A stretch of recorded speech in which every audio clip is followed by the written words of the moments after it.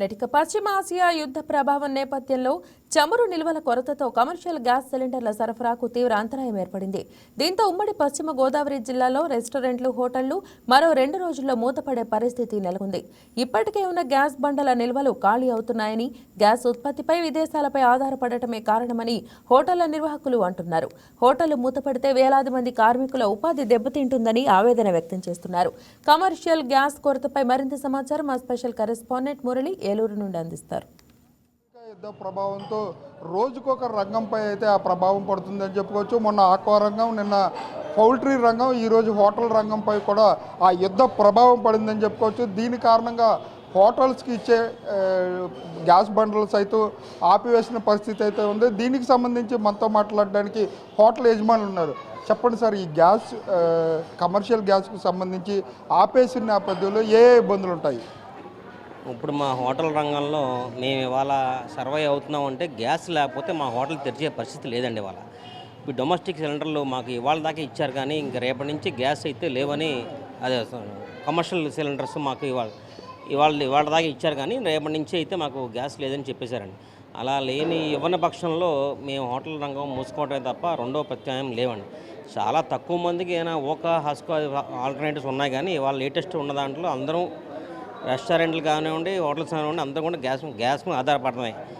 ఒకవేళ ఇవ్వని పక్షంలో అది చాలా ఇబ్బందికరమైన పరిస్థితి, మేము హోటల్ మూసుకునే పరిస్థితి. కాబట్టి గవర్నమెంట్ కూడా కొంచెం ప్రత్యేకమైన ఏర్పాట్లు ఏదైనా చేసి మాకు ఏదైనా గ్యాస్ ప్రొవైడ్ చేస్తే మేము తీయగలం తప్ప, ఎందుకంటే వాళ్ళ ఊర్లోకి వచ్చి ఎవరైనా పల్లెటూరు ఊరు నుంచి ఏమైనా పనుల మీద ఊర్లోకి. హోటల్ రంగంలో ఎవరెవరు ఆధారపడి ఉంటారు?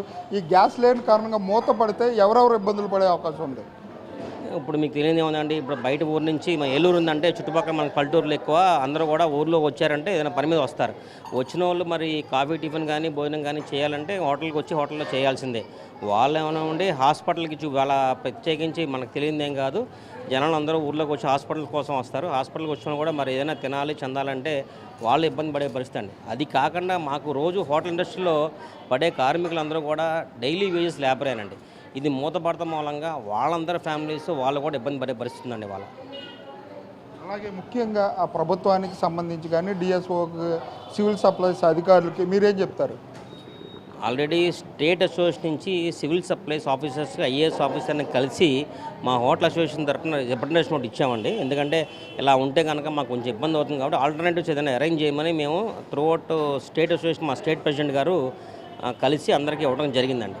ఇంకా దాని మీద మరి ఇంకా మాకైతే ఏమీ లేదు, అటు నుంచి ఆర్డర్స్ అయితే ఇచ్చినవి లేవు. ఇవాళ వరకు అయితే ఉన్నాయి, రేపటి నుంచి అయితే ఎవరికి గ్యాస్ ఇవ్వలేమని మాత్రం మాకు సూచనప్రాయంగా తెలిసిందండి విషయం. అలాగే ఈ రంగానికి సంబంధించి పూర్తిగా అంటే గ్యాస్ లేకపోతే ప్రత్యామ్నాయంగా అంటే కొన్ని హోటల్స్లో అయితే ఊకతో వండే ఏర్పాట్లు ఉన్నాయి.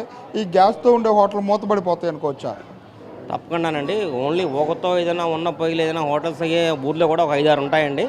5-6 ఉంటాయి తప్ప మిగిలిన గ్యాస్ మీద రన్ చేసే హోటల్ ఇది కూడా తీసే పరిస్థితి ఉండదండి. ఇంకా అలా చూడొచ్చు, కమర్షియల్ గ్యాస్ బండలు లేనిదే హోటల్ నడవని పరిస్థితి ఉందని హోటల్ యజమానులు చెప్తున్నారు. ముఖ్యంగా ఎవరైనా పల్లెల నుంచి పట్టణాలకు వచ్చేవారు టిఫిన్ చేయాలన్నా, భోజనం చేయాలన్నా హోటల్పై ఆధారపడి ఉంటారు. అంటే హాస్పిటల్స్ సైతం అంటే ఊళ్ళ నుంచి మొత్తం జనాలు అందరూ కూడా పట్టణాల వైపు వస్తుంటారు.